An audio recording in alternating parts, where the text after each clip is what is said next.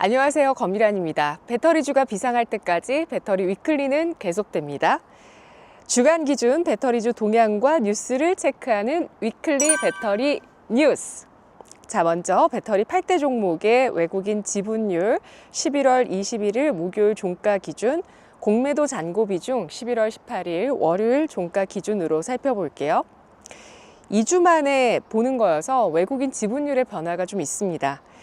LG에너지솔루션 외국인 지분 4.92%, 공매도 잔고 비중 0.67%, 포스코홀딩스 외국인 28.56%, 공매도 잔고 0.2%, 포스코퓨처엠 외국인 9.79%, 공매도 잔고 2.98%로 코스피 공매도 잔고 1위, LG화학 외국인 34.37%, 공매도 잔고 0.04%, 에코프로비엠 외국인 비중 많이 늘었습니다. 11.22%, 2주 전 대비 0.65%포인트 늘었고요. 공매도 잔고 비중 3.86%, 코스닥 공매도 잔고 2위고요. 에코프로 외국인 비중 19.91%, 거의 2주 전 대비해서 1%포인트 외국인 비중 늘었고요. 공매도 잔고 비중 3.49%, 코스닥 공매도 잔고 3위.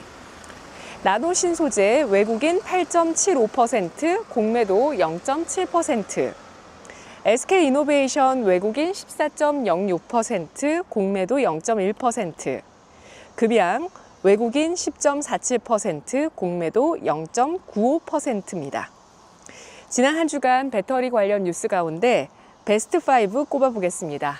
먼저 5위는 용인서 충전 중 불탄 전기차 배터리 리콜 대상이었다입니다. 지난 14일 경기 용인시에서 불이 난 아이오닉 일렉트릭 전기차는 배터리 불량으로 리콜 조치가 통보됐던 차량인 것으로 나타났습니다. 20일 경기 용인 서부소방서 등에 따르면 당시 불이 난 차량은 더뉴 아이오닉 일렉트릭으로 2016년부터 2020년까지 생산된 뒤 현재는 단종된 모델인데요. 불이 난 차량은 2020년 생산분으로 조사됐습니다. 그런데 해당 차종이 배터리 화재 위험성이 제기돼 2021년 2월 국토교통부가 리콜을 했던 것으로 확인됐습니다. 당시 국토부는 코나 EV 25,083대, 아이오닉 전기차 1,314대, 일렉시티 302대 등 총 26,699대에 대해 리콜을 결정했습니다. 이들 3개 차종에 사용된 배터리 중 LG에너지솔루션 중국 난징 공장에서 초기에 생산된 제품에서 셀 제조 불량으로 인한 내부 합선 화재 가능성이 제기됐기 때문입니다.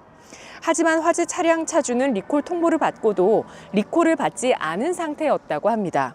이에 대해 소방당국 관계자는 화재 원인과 연관성이 있는지 조사 중이라고 밝혔습니다.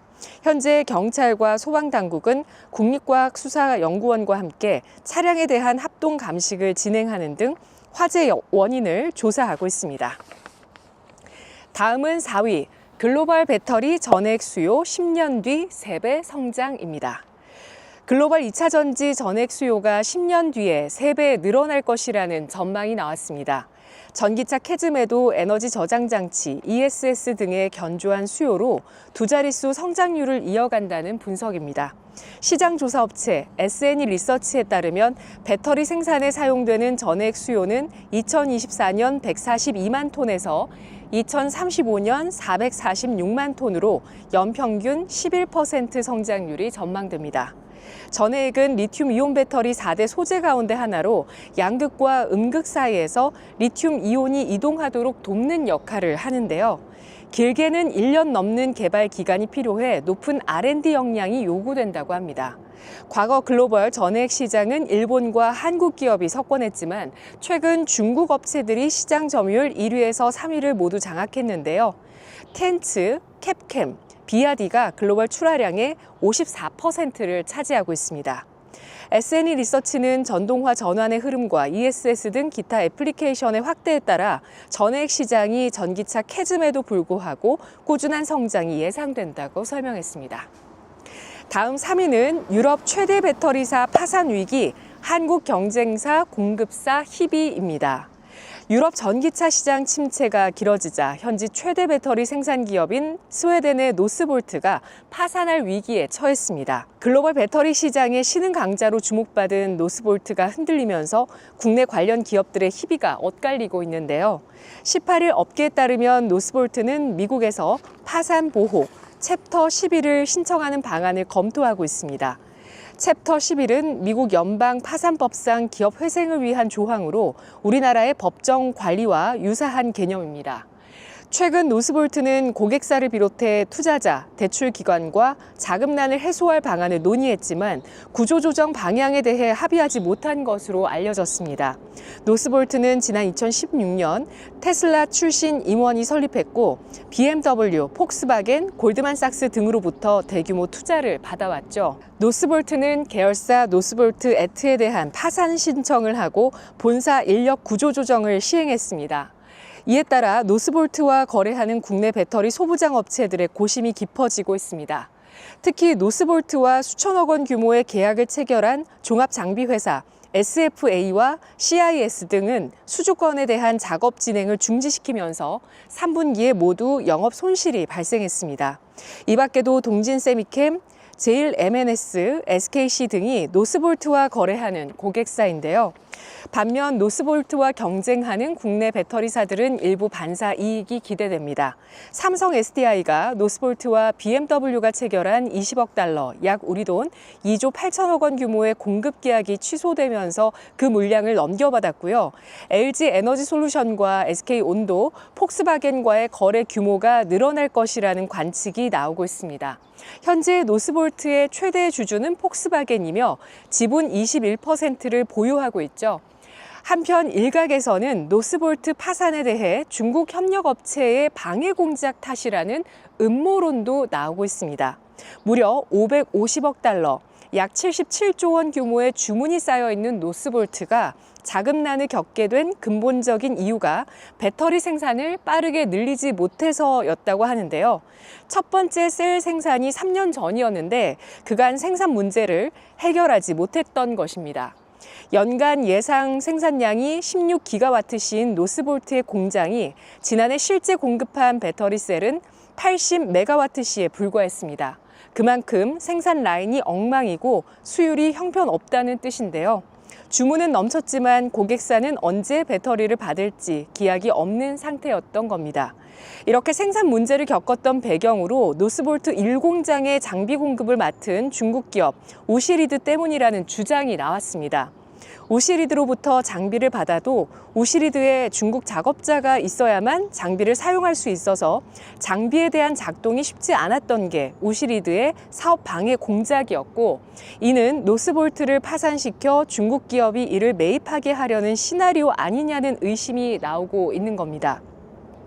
순진한 스웨덴인이 중국 기업에 일종의 사기를 당한 것이라는 주장인데 증거는 없지만 스웨덴 언론들도 이러한 주장을 받아 적으면서 노스볼트 전 현직 직원들의 말을 인용해서 우시리드가 현장 혼란을 어떻게 초래했는지가 자세히 전해지기도 했습니다. 현재 스웨덴에서는 이에 대한 논쟁이 큰 파장으로 이어지고 있다고 하는데요. 노스볼트가 너무 빠른 성장 속에 그간 유럽에서 다룬 적 없었던 완전히 새로운 제품과 공정을 익혀야 했고 모든 분야의 경험이 부족하고 무능한 임직원들이 일하면서 결국 실패한 것이라는 시각도 나오고 있습니다. 게다가 유럽 최대 배터리 제조사, 유럽 최대 배터리 셀 생산이라는 화려한 타이틀 덕에 많은 든든한 투자처를 얻게 되면서 너무 쉽게 돈이 따랐던 것도 노스볼트의 녹색 버블을 일으킨 배경으로 꼽히고 있습니다. 다음은 2위, 우크라이나 드론에 들어가는 K배터리가 주목받는 이유입니다. 러시아 우크라이나 전쟁에서 우크라이나 전력에 상당한 영향을 미치고 있는 드론에 한국 기업이 생산한 배터리가 사용되고 있는 것으로 나타났습니다. 드론이 국가 안보의 핵심 자산으로 떠오르면서 한국산 배터리가 중국산의 대안으로 떠오르고 있습니다. 포브스 등의 보도에 따르면 최근 우크라이나 드론 제작 업체인 와일드 호츠넷은 X에 올린 동영상에서 자사 드론이 사용하고 있는 배터리 팩을 공개했는데요. 이 배터리 팩은 한국 기업이 생산한 2170 원통형 배터리로 제작됐습니다.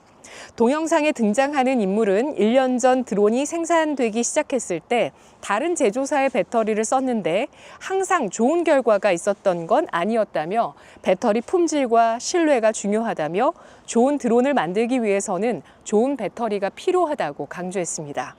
드론을 사용할 때 병사의 생사가 달려있는 만큼 추가 비용을 지불하더라도 품질이 입증된 배터리를 사용해야 한다며 영상에서 정품이라는 걸 강조하기도 했는데요. 우크라이나 드론에 한국산 배터리를 사용하는 것이 주목받은 것은 최근 중국이 드론용 배터리의 수출을 제한하면서 미국 드론 기업들이 타격을 받고 있기 때문입니다. 중국 정부는 지난 7월 군사 목적의 드론 수출을 제한한다고 밝힌 바 있습니다. 이어 지난달 10일 중국 정부는 미국 최대 드론 기업인 스카이디오에 대한 제재를 발표했고요. 스카이디오는 미군과 대만 소방청에 드론을 공급했습니다. 우크라이나 군도 이 회사의 드론을 사용한 바 있는데 이번 제재로 스카이디오는 중국으로부터 배터리 공급을 제한받고 있습니다.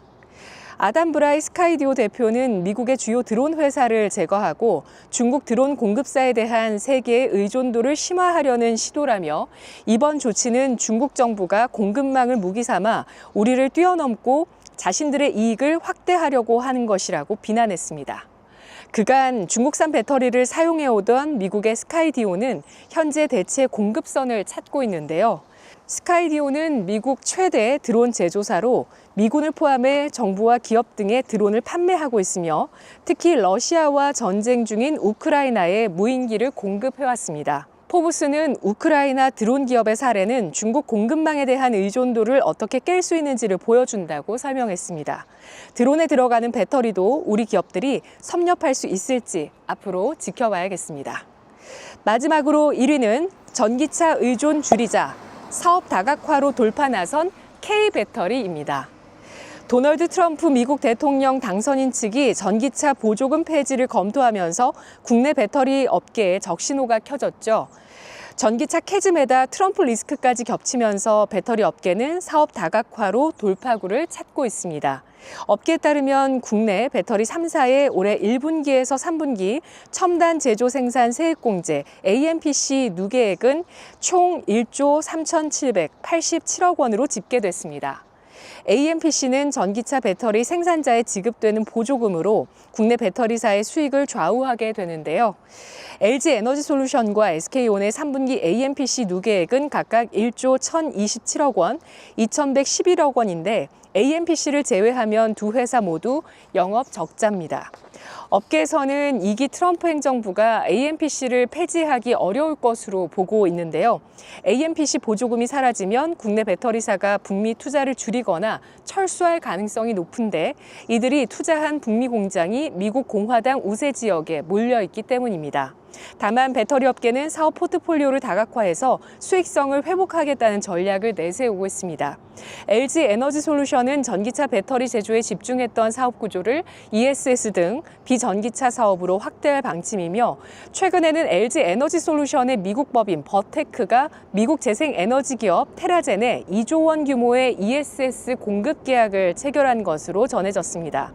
또한 미국 실리콘밸리 소재 자율주행 로봇 기반 모빌리티 플랫폼인 베어 로보틱스와 배터리 셀 공급 계약 및 기술 협력을 위한 MOU를 체결하기도 했습니다. 협약에 따라 LG에너지솔루션은 내년부터 베어 로보틱스 주요 제품에 탑재되는 2170 원통형 배터리 셀을 공급합니다.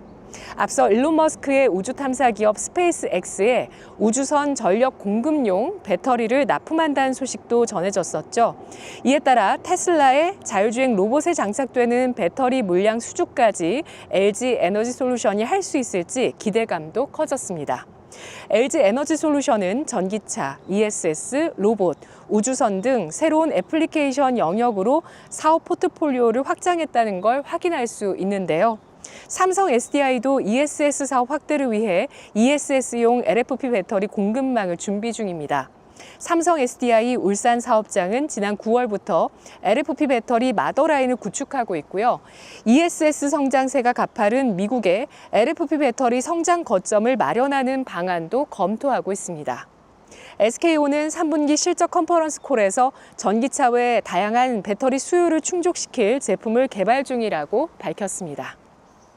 배터리주 주가가 비상할 때까지 배터리 위클리는 계속됩니다. 여러분, 다음 주에 뵐게요.